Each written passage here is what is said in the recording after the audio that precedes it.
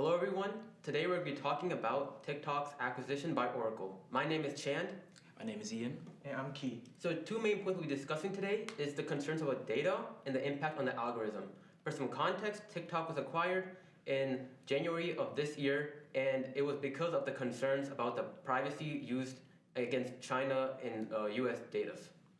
Today I'm going to be handing it off to Ian. Yes. My name is Ian, and I'll be explaining the privacy aspect of TikTok's acquisition. So this year in January, when TikTok was acquired, there was a lot of concern between U.S. buyers and U.S. Consumers who were concerned about the fact that their data was being stolen and taken by different companies inside of China. And so when this happened, a lot of people were concerned about the fact that if the data is not safe, they can't do anything about it. And when I look at these things, I'm concerned for myself. I use TikTok all the time, and I'm very, very active on the platform. So I always like to be concerned about what I'm using and what I'm doing with it, and I'll hand it off to Key with the algorithm.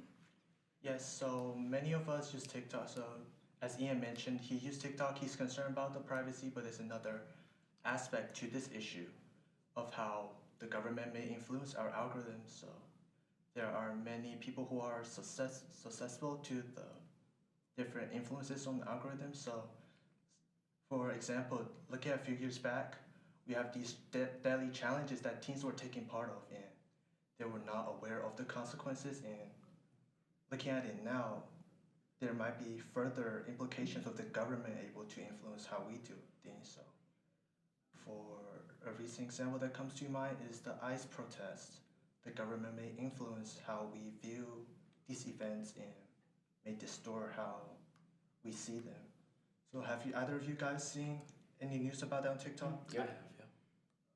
TikTok's a major source of news information for a lot of people, including young people, old people, and they are the ones who might not go into deep into researching and verifying these facts. And TikTok's just a really convenient way for them to get this information, and we need to have a way to regulate how our government can control these influences.